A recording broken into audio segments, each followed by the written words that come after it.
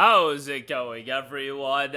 With the talk of games going to $80, how about games going to $80 and then on top of that, even getting more egregious with their in-game monetization? Because that might be what is going on with one Call of Duty Black Ops 7. Now, at this point, if you're buying the yearly Call of Duty games, I feel like it's at the point of the sports games. You're just locked in, you're gonna buy it every year. They can do whatever they want to do, and yes, there will be some variance every year as far as how many people will check out a Call of Duty game. You'll have years like Modern Warfare 2 comes out, and that game does a little bit better than the following year where Modern Warfare 3 comes out. However, generally speaking, these games sell very, very well. They're also baked into Game Pass, so I can see the idea now of wanting to amp up that monetization even more, since you are quote-unquote giving the game away for free to a lot of people. How do you get money on the back end of those people? Well, it's by having more monetization aspects. So let's talk about that. As noted on PC Games, and Call of Duty Black Ops 7 is rumored to lock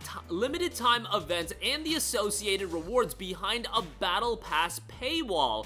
Black Ops 6 is getting a sequel, which picks up on the story of Black Ops 2, that being Black Ops 7. So this year is very reminiscent to the year where like Modern Warfare 3 came out the year after Modern Warfare 2, Black Ops 7 coming out the year after Black Ops 6. Posting on X and Twitter, leaker The Ghost of Hope stated that Call of Duty Black Ops 7 will feature more limited time events and game modes. Call of Duty Black Ops 6 has a plethora of limited time events. On top of that, they do have exclusive player rewards. The limited time events gimmick in a live service game has been something that's been done for a very long time.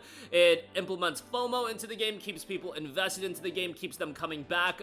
They are investing their most precious resource over anything. I always talk about that. That is your time. The more time you invest, the more likely you are to be invested into the experience as a whole. And at the end of that, all of that, the more likely you are to spend money. From Activision's perspective, it helps raise engagement with the game. According to the leaker, however, it was noted exclusive. Activision and Treyarch are currently planning to make changes to the Battle Pass with the release of Black Ops 7. Black Ops 7 will reportedly have more seasonal LTMs, and some of them would be considered higher value with unique rewards and different game mechanics and modes, but the only way to play the LTMs will be to have the Battle Pass, unlike how it's currently free for everyone. They are planning on taking the higher tier skins, loots, and crossover operators from LTMs and making them only accessible to Battle Pass owners instead of having the premium event track, which we currently get during reloaded updates. But according to the leaker, and again, these modes will not be free going forward. The Ghost of Hope has been a reputable Call of Duty leaker,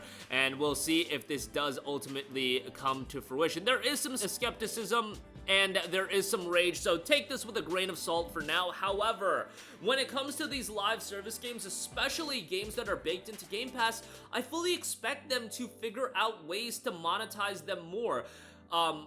There is the aspect of Game Pass as a factor here, and there's also the aspect of Call of Duty as a juggernaut and a behemoth, and they're gonna try to make as much money as they humanly can. As far as Game Pass goes, we've already seen that idea of trying to monetize these games beyond just that initial value of having the game in there. If you can monetize those games that are in Game Pass and try to make some money on the back end with things like fake early access or releasing DLC or prioritizing live service elements in those Game Pass titles and monetizing them even more, that can generate more revenue for Microsoft. Now, the reality is, the Call of Duties of the world, the yearly sports titles, they can do the crazy monetization and get away with it.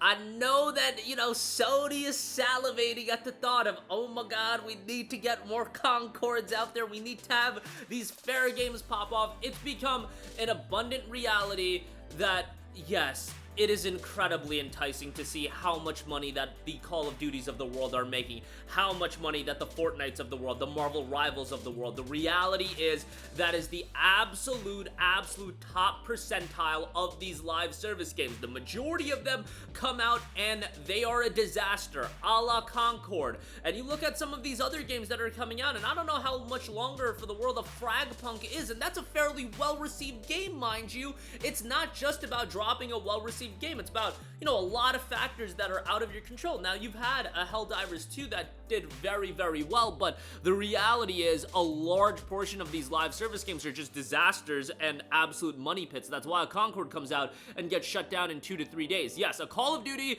as lame as I will say something like this is, the reality is they are gonna get away with it.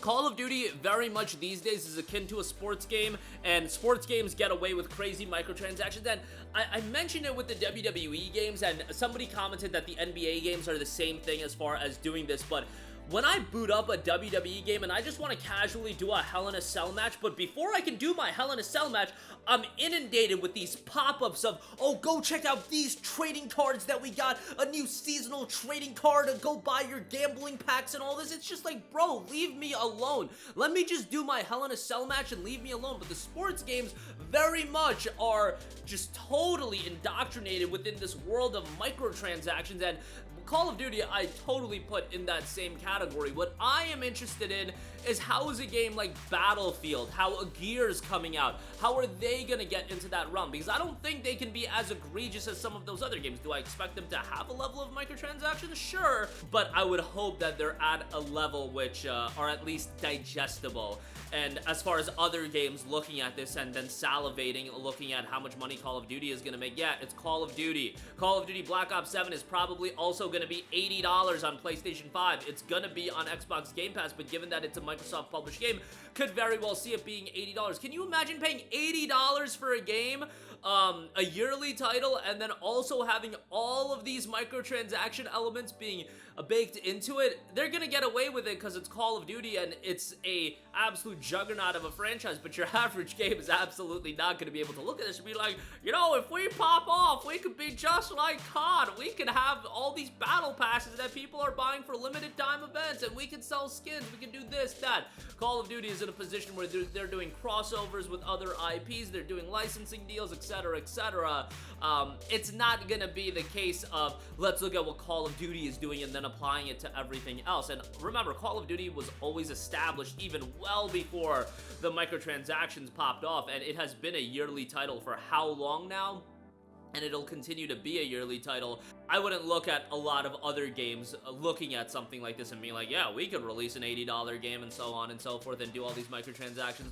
I feel like Call of Duty is in a lane of its own, but at some point you would think that people would get sick and tired of it. But again, I just think Call of Duty is at that level where it's like a sports game, where every year the people that buy it, they're just indoctrinated into buying it every year, and I don't know if they're gonna be pushed away. I look at my comment section and I see a lot of people say, oh, I'm done with Call of Duty, I'm not buying any more Call of Duties, and I totally believe you guys. It's just, I think for everybody watching my type of content, there's so many casual consumers out there that are buying Call of Duty every year that, you know, it's a net neutral, or even for them, it's a net positive as far as the people they're losing versus the people they're gaining.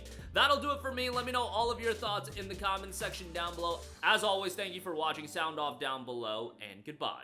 Hey guys, we hope you enjoyed the video, and if you did, make sure to hit the subscribe button, and if you're already subscribed, do us a favor and hit the bell icon. This way you'll be notified whenever we post a new video. That's the best way to keep up with all of our uploads, and we usually try to upload 2 videos a day. And with the bell icon hit, you'll be notified whenever we do upload a video. As always, thanks for watching.